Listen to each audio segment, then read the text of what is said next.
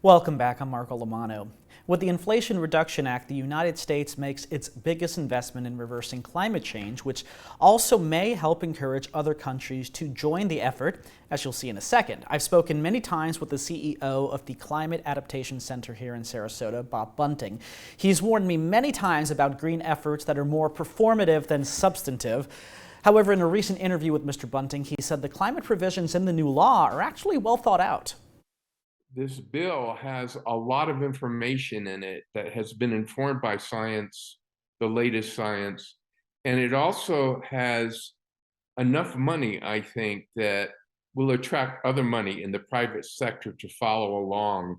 So, once a trend gets going, it's hard to stop it. And we've had trouble getting out of the gate, but I think we're getting out of the gate, and there's so many good provisions in this bill that as it's enacted will really increase the rate at which we lower our carbon footprint. And we need to do that certainly nationally. And of course, hopefully that will stimulate other people around the globe to do it too. But also it will give us courage to do what we need to do locally, where so many people don't feel like they can make a difference. There were some things I was reading about that seemed so geared toward Florida, like something Florida could take advantage of. A few of the things that it does and gives incentives for and funding for are making farming, which we have plenty of in Florida, more environmentally friendly, to create a habitat for pollinators, like bees or fungi, storing more carbon in the soil, and also helping to restore ecosystems, both farming and in our coastal areas. So I feel like there are things that the state, if it wants to, can harness and use that would be specific toward Florida's environment. When we help the natural environment do its normal thing by sort of not destroying it, that it does take a lot of carbon out of the atmosphere. I mean, you look at mangroves, for example, they're incredible carbon sinks.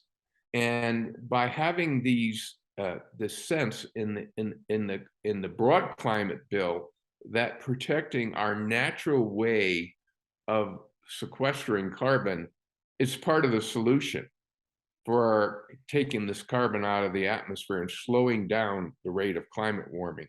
We can't reverse it until we slow it down. An argument we have here is, why should we be spending all this money if a lot of other countries that are also polluting, in some cases more, aren't doing it? I found out actually from somebody who lives in Australia that they make the same argument against us, where they're trying to pass a climate change bill and they're going, why should we do it when the US isn't doing it?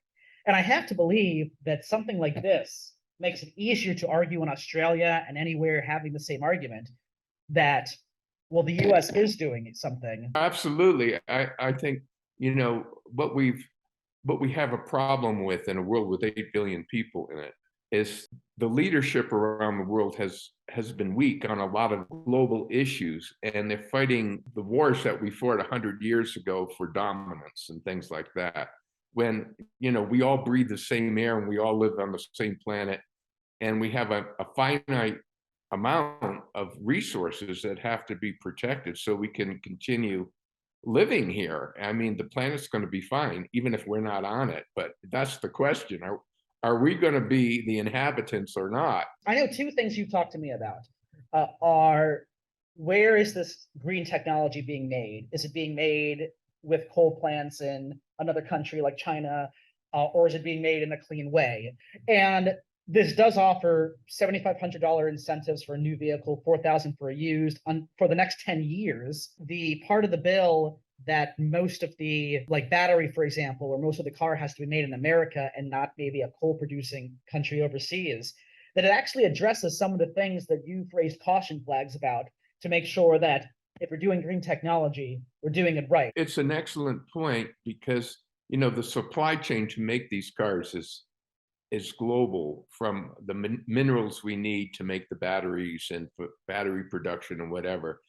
And of course, what we learned in COVID is that these supply chains, when something not planned for happens, can roil the entire world. So I think American industry has learned that having redundant supply chains is a necessary thing that we do.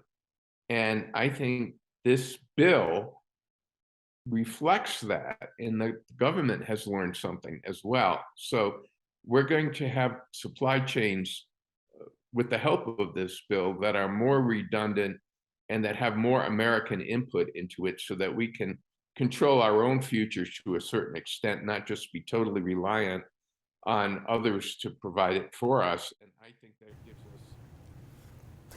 In part 2 of my interview with Bob Bunting at 5, we'll talk about climate change on the local level, which is what the Climate Adaptation Center really is all about. And Leslie, you were listening with me, and indeed, I talked to him so much, and he's always talked about where is the actual green technology being made. And by constricting it to American-made products made in green factories, you pretty much more so guarantee that you're not using coal to make the tech. And he's told me about that for ages. So it was nice to see something in law reflecting what he's been warning about. Yeah, we've been excited about this bill from the beginning. It's good that we're starting to see some momentum. We need it.